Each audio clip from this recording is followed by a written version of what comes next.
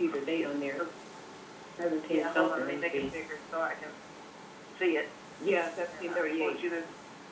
Okay, this cat was the supreme commander of the Yuchi Indian Nation, and I'm probably pronouncing that wrong. And this is in 1738 in Georgia. Mm-hmm. This is the, right. Look at, never mind the red paint on his face. Look at that brother's neck, chest, hands, and thighs. Yeah. This is what the original autochton of America looked like. All these other people are full of shit. I'll tell them to their goddamn faces. Imposter, imposter, imposter. Telling my niggas, oh, you niggas always trying to take somebody else's nationality, identity, and culture. You should be proud to be African. Ain't nobody ashamed of Africa. And a lot of our people do have African ancestry. And I'm going to get to that in a minute. But I need to get to this first.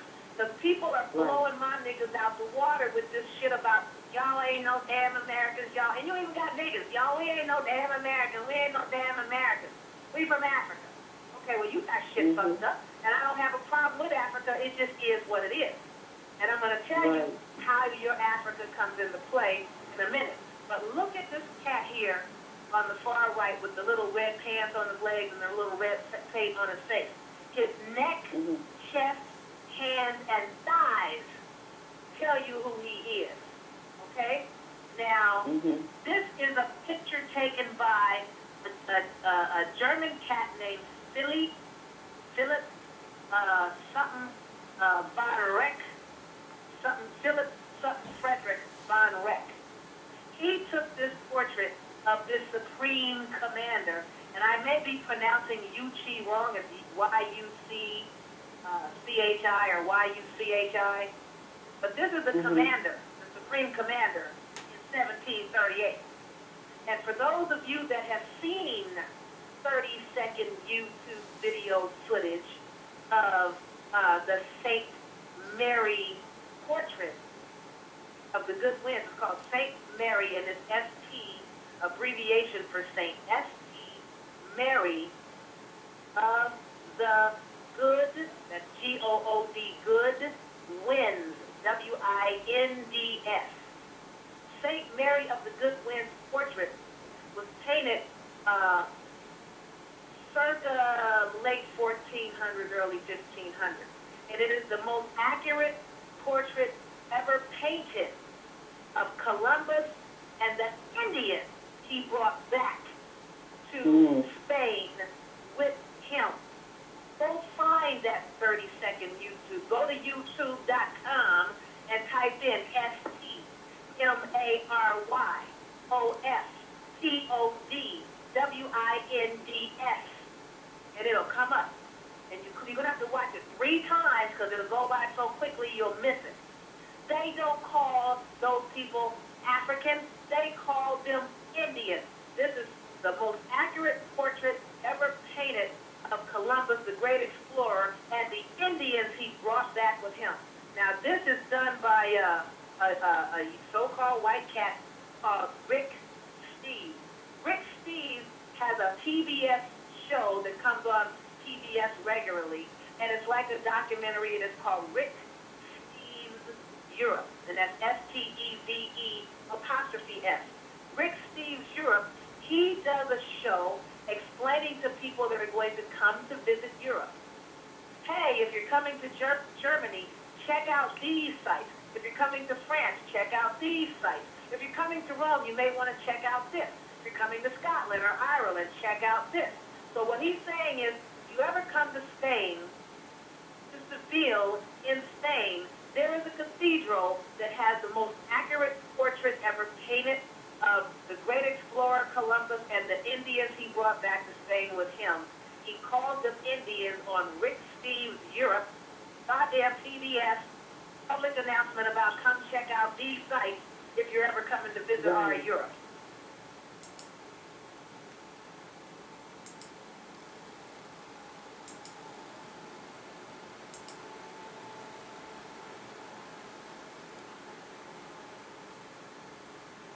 Europe. The Virgin's Cape seems to protect everyone under it, even the Indians. adventures. The chapel is dedicated to Santa Maria de los Buenos Aires. Saint Mary of the Good Winds was the patron saint of navigators and a favorite of Columbus. This altar painting dates from shortly after Columbus died and features what's considered the first and most accurate portrait of the great explorer on the left. It's also thought to be the first painting of Indians done in Europe. The Virgin's cape seems to protect everyone under it, even the Indians.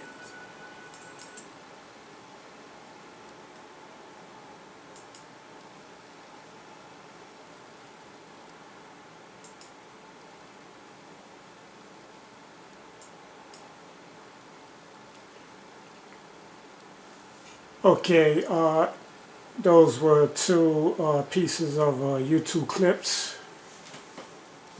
clips that go into the whole idea that many of our people were already here before Europeans got here. This is another brother named Dr. David Imhotep, who has written a book called The First Americans Were Africans, Documented Evidence. He's an archaeologist. Okay. If you haven't seen this, you need to check this out. It's a very insightful book. And even the interview that's on YouTube, you can catch a few different interviews that he's done, and he goes into depth of some of the information that's in his book. But basically he explains that so-called Negroid, Africoid people have been in the Americas for over 52,000 years, okay? Not 5,000 years, but 52,000, okay? The whole idea that many of our people were already here, the myth of millions of Africans being brought to the Americas has been devised in order for our land and birthright to be stolen away from us.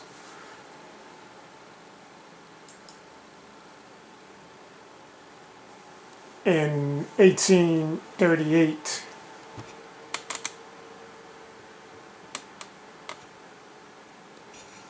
as part of Andrew Jackson's Indian removal policy, the Cherokee Nation was forced to give up its land east of the Mississippi River and to migrate to an area in present-day Oklahoma.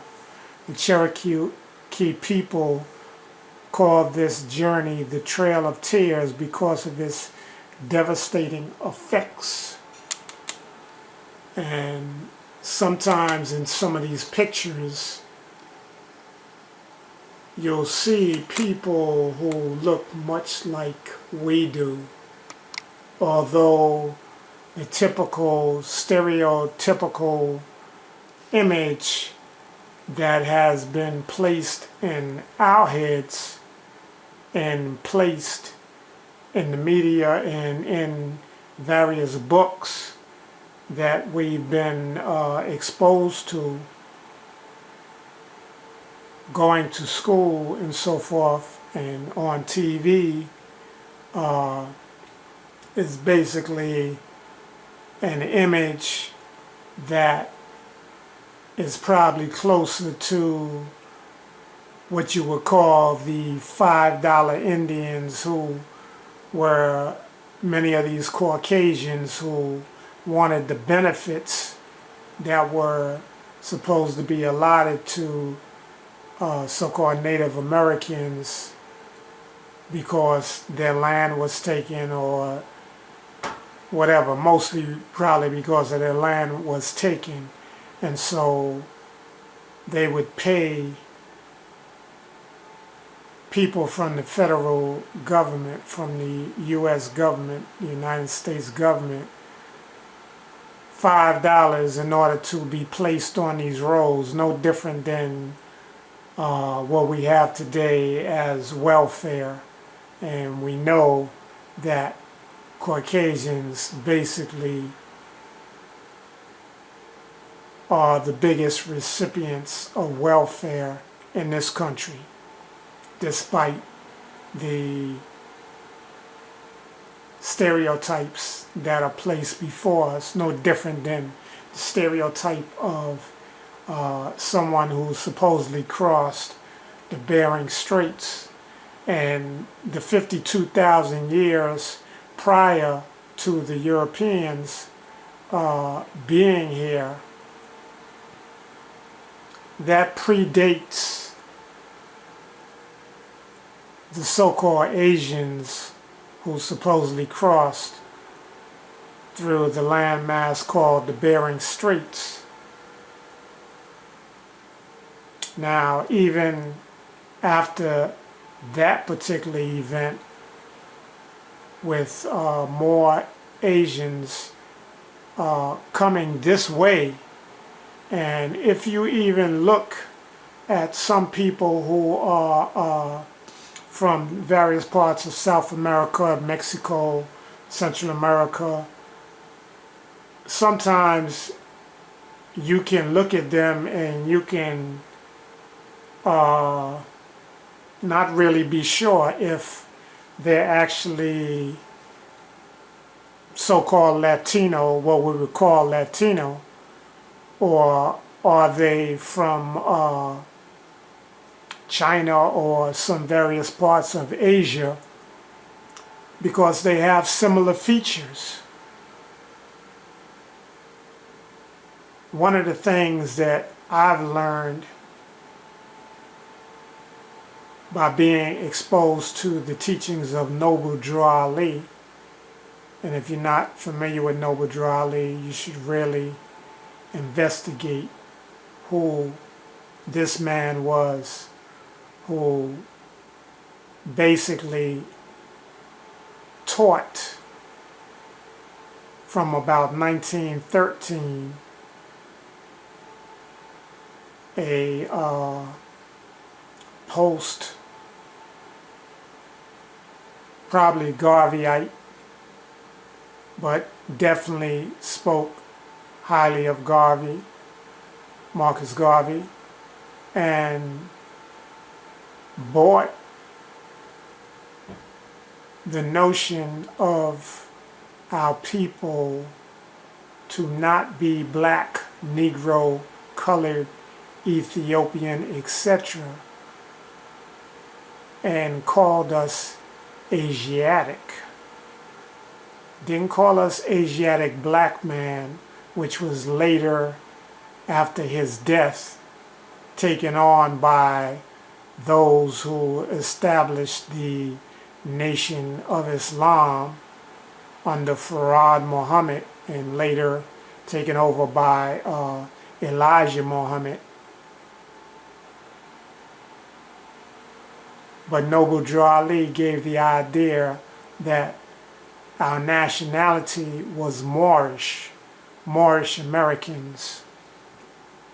And so it identified with a landmass more so than being called the Nation of Islam, because there is no place on the planet called Islam, and there definitely is no place called black, Negro, colored. There is some place called Ethiopia, but Ethiopia was basically the name of the demarcation line of biblical figures who were allotted land that was northwest of that area called Ethiopia. And so, and once again, not that I'm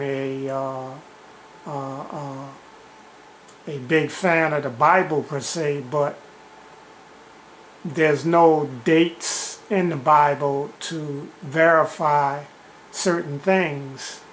But some people can talk about the idea that most of the continents that exist were actually one landmass, and at one point there was a cataclysm, a big event that caused flooding that created the Atlantic Ocean, that divided the continents. And you can kind of see how certain areas kind of fit together almost like a puzzle. You could look at the continent that's called Africa and see how it could fit right into the area of what's called South America. But we are the original people that inhabited all of the planet. So the idea that people were called Negroes, people were called niggers, people were called black, and so eventually taking on the name of African American. Even Africans don't call themselves Africans, they call themselves by their nationality, the country, the nation that they come from. So why are we,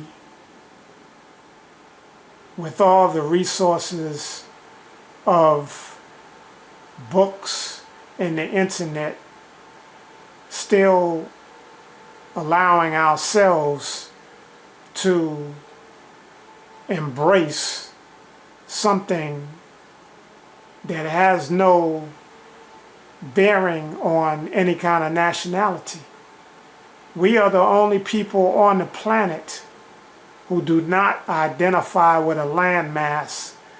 Africa is a continent. Once again, people identify with a particular landmass that's called a country or a nation. So the whole idea that, yes, some people are aware of their ancestry that predates Columbus and European conquest. We've seen this clown Skip Gates, who's supposed to be a professor at Harvard University, who is really getting a lot of airplay of late. And one of the things he did was doing so-called DNA testing with different celebrities. And some of those celebrities who had stories handed down to them from their grandparents, great-grandparents, that they had Native American ancestry. And yet they go and do this charade of a DNA test, and they're told that they don't have any so-called Native American ancestry. It's a bunch of bullshit. Okay? The whole idea of DNA is very new. Is it a science? It might be some validity to it, but can they tell you exactly where you come from? I mean, we know that the oldest bones that have been found, they call Lucy, which is supposed to be a so-called black woman. Okay? So, wherever those bones was found, that's the root and the origin of mankind and man. Okay? We are man and the others are kind of like man. They're mankind. Like when they went to the moon, supposedly they said one small step for man and one giant step for mankind, because we've been so many different places. But even in my own particular, I can trace my ancestry thanks to my grandfather, who documented some things and wrote a family tree. And through going to a site like Ancestry.com and pulling up census records, I was able to go back to 1796 and see my family tree. And although many of my family are so-called kind of light-skinned, I can't attribute any of that to any rape or intermingling with Caucasians, going back that far. And even when you look at the census records, you see on the census records the change of what people are called. At one point, free people of color, persons of color. Then later on, called Negro, called colored. I've been told a story of a cousin of mine that I knew when I was much younger. He was still alive, and supposedly, you know, people would say, oh, he looks kind of like he's Indian. And during World War I, he actually went into the Navy and passed for being Filipino. Because at that time, you couldn't be black and be in certain areas of the military. Okay? So, people do different things at various points of time to escape oppression. Okay? And we know from my family lineage that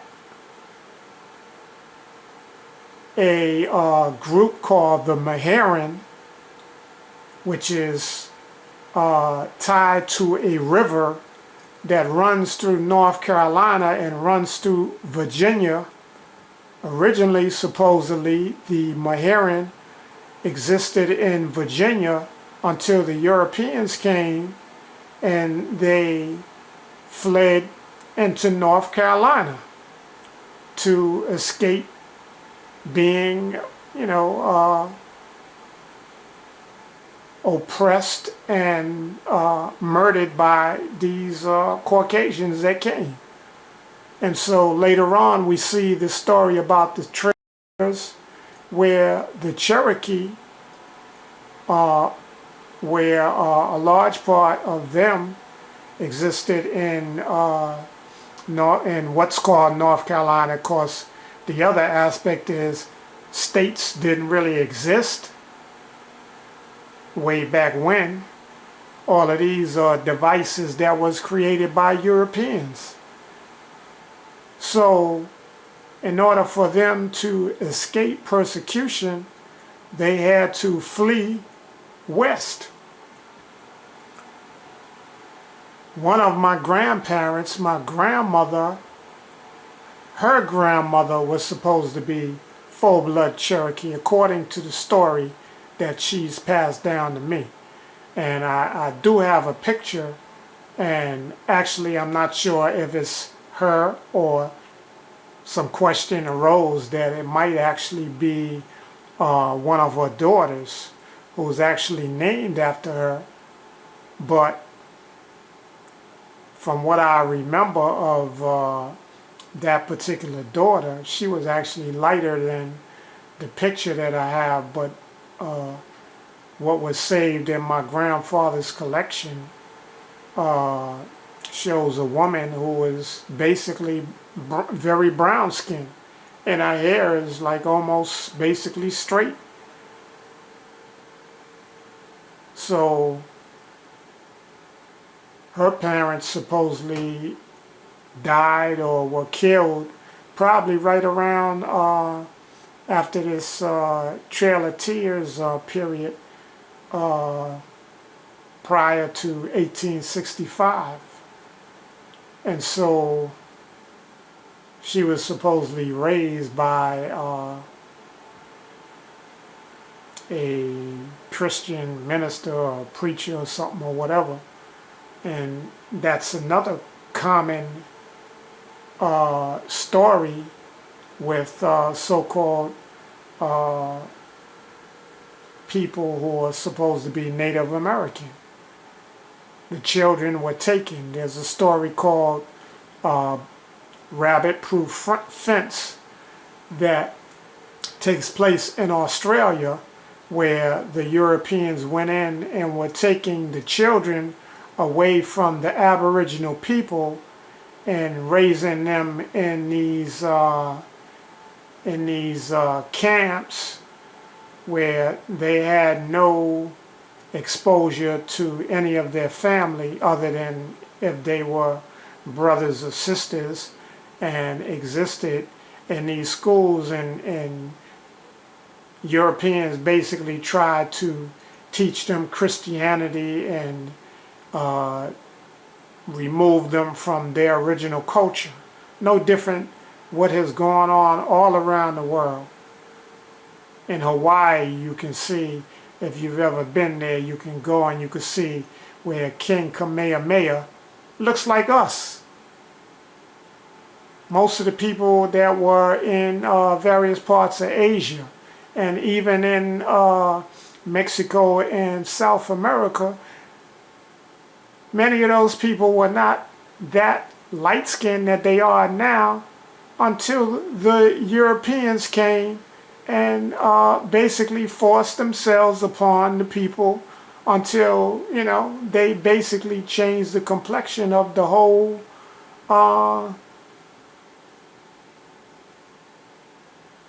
continent of South America, Mexico, and parts of Puerto Rico and the Caribbean. So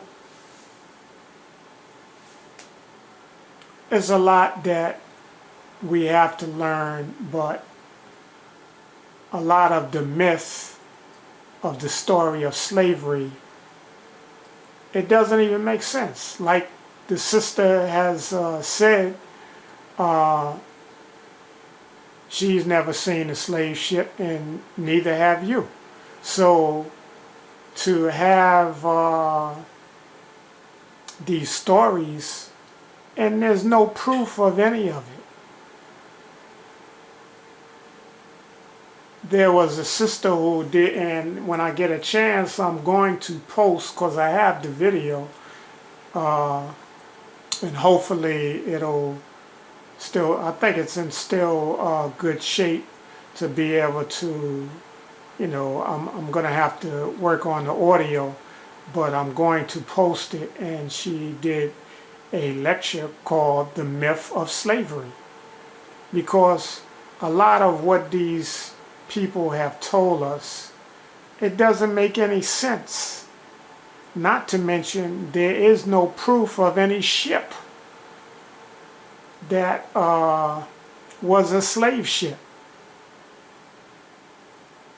Months for people to be in a ship going across the sea and defecating and vomiting and bleeding and etc., etc., you know. a lot of this stuff, it doesn't make sense. You know, we believe a lot of this, and sure, you know, not to say that some of it was not done, but not in the kind of numbers that we've been led to believe. It may have been people moved from various parts of the country, just like the Trail of Tears, and children taken away from, you know, their parents, and, you know, older people killed to try to kill the culture. But a lot of this stuff ain't necessarily true. And exactly the same as, you know, some of the stories that's in the Bible. It ain't necessarily so. So, anyway, I hope that you investigate and do a little more research into your beliefs and into this whole concept that now Caucasians are going to give you what they call scientific proof through DNA that no, you know, your ancestry is more so from various parts of Ireland. There were even our people in various parts of Europe. We were there before so-called Caucasian Europeans. You got to do the research. Peace.